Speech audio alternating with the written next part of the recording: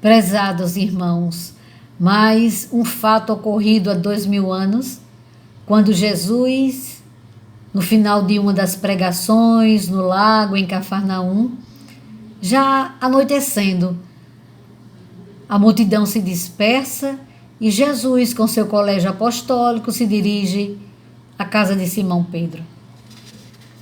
Simão Pedro havia ficado ensimesmado com as colocações que Jesus fez a respeito da lei de Moisés. E no momento oportuno ele pergunta a Jesus: Senhor, em face dos vossos ensinamentos, como deveremos interpretar a vossa primeira manifestação, transformando a água em vinho nas bodas de Caná? Jesus responde com outra pergunta: Simão, conheces a alegria de servir a um amigo? As bodas de Caná foram um símbolo da nossa união na terra. O vinho ali foi bem o da alegria. Da alegria. Com que desejo selar a existência do reino de Deus nos corações. Por quê? Porque os anfitriões daquela festa, daquelas bodas, ficaram desesperados quando souberam que o vinho havia acabado.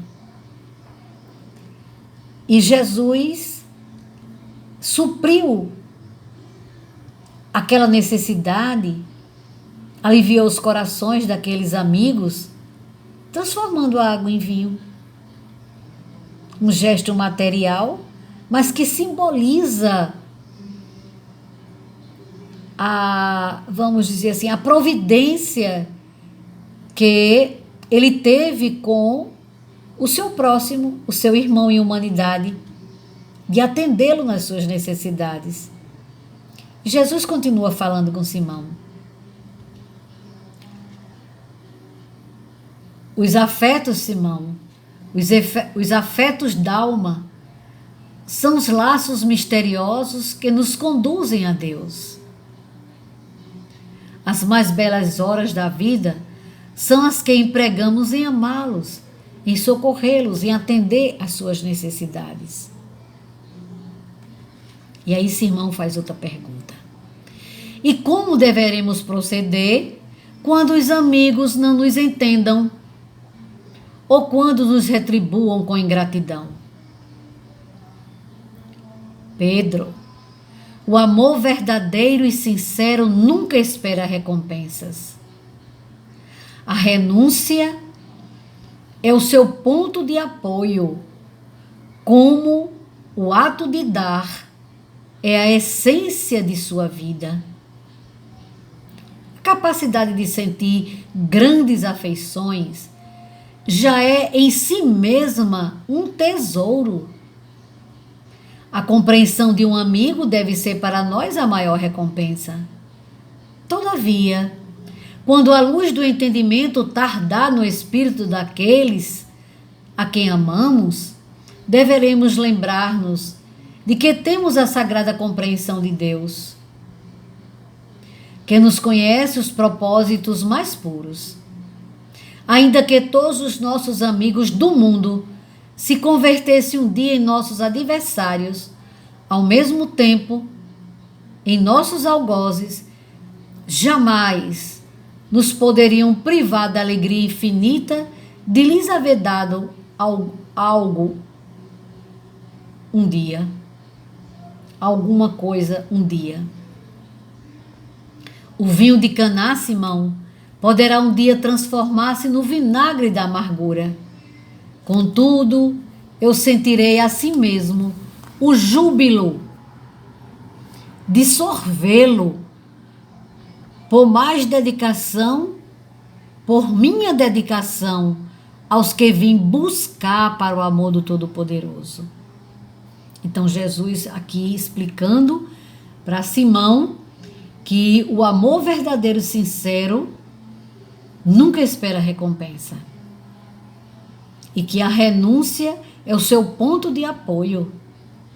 Então, o próprio ato de amar já é o próprio ato de amar, de ter uma afeição sincera, já é por si mesmo um tesouro. Mesmo que seja compreendido ou não, mas que Deus a tudo vê. Então, ele colocou o amor a Deus sobre todas as coisas. Outro dia, ele faz justamente essa colocação. Que não colocasse Deus, o amor a Deus, acima do pai, da mãe, do irmão, da família, não estaria apto a ser o seu discípulo. E aí Simão novamente entrou em conflito, porque um momento Jesus colocou a família, o afeto, o serviço, a entrega total ao sentimento amoroso, né, ao seu semelhante, a afeição. E em outro momento falou que quem não amasse a Deus acima de todas as coisas não estava apto a ser o seu discípulo. Mas tudo, uma coisa tem a ver com a outra. Porque realmente é preciso amar a Deus sobre todas as coisas. Porque se assim não for, ele não suportará a ingratidão. E aqui Jesus diz assim: Simão, a minha palavra não determina que o homem quebre os zelos santos de sua vida. Antes, exalte os que tiverem a verdadeira fé para colocar o poder de Deus acima de todas as coisas e de todos os seres da criação infinita. Porque se a gente não coloca o amor a Deus acima de todas as coisas, nós não temos força para perseverar perante as ingratidões, perante os desentendimentos, as incompreensões. Então, o Evangelho não pode condenar os laços de família, Simão, mas colocar acima deles o laço indestrutível da paternidade de Deus. Então, esse entendimento da paternidade de Deus para todos é de vital importância e é justamente o que constitui o ato de viver no processo evolutivo. O reino dos céus no coração deve ser o tema central de nossas vidas. Então, procurar primeiro o reino dos céus e o mais te será dado por acréscimo de misericórdia. Então, se tivermos essa fé inabalável em Deus, no seu poder supremo, na sua força, na sua, vamos dizer, na sua sabedoria infinita, justiça misericordiosa, nós não iremos muito longe perante os desafios da vida intimista, familiar e de todo o seu entorno do ciclo de amizades. Então ele diz que o amor a Deus sobre todas as coisas é o tema central das nossas vidas e que tudo mais é acessório. A família no mundo está igualmente subordinada aos imperativos dessa edificação. Já pensaste, Pedro? No supremo sacrifício de renunciar, de privar-se em prol do outro, até mesmo de abandonar a família, como muitos abandonam em missão, deixam aqueles amores pelo chamamento, no caso tem no Evangelho segundo o Espiritismo, aqueles soldados que vão para a guerra para defender a sua pátria e deixam a família. Para aqueles homens de ciência que vão deixam a família para ir atender a um chamado maior de uma missão. E assim sucessivamente. Aí Jesus coloca: como são raros os que sabem ceder e partir em silêncio por amor ao reino, esperando o instante em que Deus se pronuncie. Entretanto, Pedro, ninguém se edificará sem reconhecer essas virtudes de saber renunciar, de renunciar com alegria, em obediência à vontade de Deus, no momento oportuno, compreendendo a sublimidade dos seus desígnios. E muitas vezes, perante a morte física, nós precisamos desenvolver essa postura, que Deus é o supremo Criador de todas as coisas e a sua justiça misericordiosa muitas vezes nos proporciona renúncias, separações, privações para o desenvolvimento, o estímulo desse tema central da vida, que é a compreensão da paternidade de Deus. E tudo mais é acessório que irá colaborar para essa compreensão da paternidade de Deus. Por isso, por essa razão, os discípulos necessitam aprender a partir e a esperar onde os desígnios de Deus os conduzam, porque a edificação do reino do céu, no coração dos homens, deve constituir a preocupação primeira, a aspiração mais nobre da alma, as esperanças centrais do espírito. E ainda ele esclarece sobre o reino de Deus, que deve constituir a preocupação primeira das almas. Então, a preocupação primeira da espécie humana, no caso da nossa terra, do nosso orbe, que é uma escola, ao mesmo tempo é um hospital de almas enfermas, em processo ainda preliminares do desenvolvimento do seu raciocínio, das suas potencialidades intelectuais e morais. Então, o reino de Deus deve constituir a preocupação primeira, o tema central das nossas vidas. Ninguém como ele, Jesus, soube retirar-se das posições no instante oportuno, em obediência aos desígnios divinos. Ele deixou o pai, a mãe, os amigos, para seguir a missão que Deus havia lhe dado, a missão do sacrifício, do exemplo, da própria vida, de todo aquele cenário do Calvário.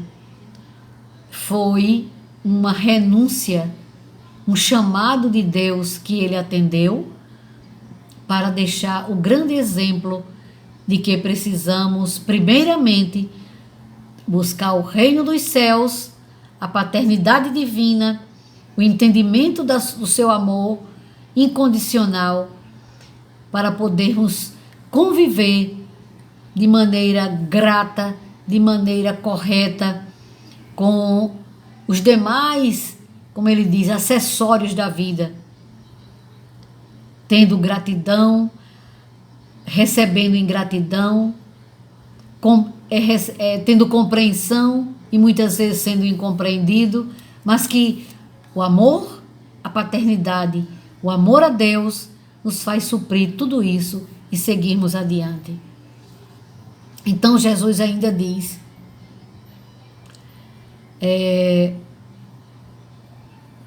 Jesus nesse momento ensina as criaturas nessa hora suprema, no caso do Calvário, né? A excelsa virtude de retirar-se com a solidão dos homens, mas com a proteção de Deus. Ele que transformara toda a Galileia numa fonte divina, que se levantara com desassombro contra a hipocrisia do farisaísmo do templo, que desapontara os cambistas no próprio templo de Jerusalém, como advogado enérgico e superior de todas as grandes causas da verdade e do bem, passa no dia do Calvário em espetáculo para o povo, com a alma num maravilhoso e profundo silêncio, porque ele estava ligado a Deus incondicionalmente. Sem proferir a mais leve acusação, caminha humilde, coroado de espinhos, sustentando nas mãos uma cana imunda à guisa de cetro, vestindo a túnica da ironia sobre as cusparadas dos populares exaltados de faces sangrentas e passos vacilantes sobre o peso da cruz, vilipendiado e submisso. No momento do Calvário, Jesus atravessa as ruas de Jerusalém como se estivesse diante da humanidade inteira, sem queixar-se, ensinando a virtude da renúncia por amor do reino de Deus, revelando por essa a sua derradeira lição. Então, nessa lição de amor e renúncia, Jesus mostra que o amor a Deus sobre todas as coisas é o motivo principal da vida, principalmente no nosso planeta Terra. É desenvolver esse sentimento da paternidade e colocar esse amor de Deus acima de todas as coisas como a coisa mais importante da nossa vida, o tema central da vida. E todas as outras coisas são acessórios, porque tendo Deus acima de todas as coisas, nós iremos conviver em todos os ambientes, com todos os familiares, com todos os amigos, com a humanidade irmã, com muita segurança, com muita firmeza, com muita fé em Deus, na compreensão, no perdão, sem se preocupar com a ingratidão, sem se preocupar com as privações, mas por amor a Deus, ele passará do berço ao túmulo vitorioso, porque ele colocou Deus acima de todas as coisas. E Deus é a perfeição, e a humanidade ainda é imperfeita, no primeiro degrau da sua escalada de desenvolvimento intelectual, moral, dos seus talentos, das suas virtudes.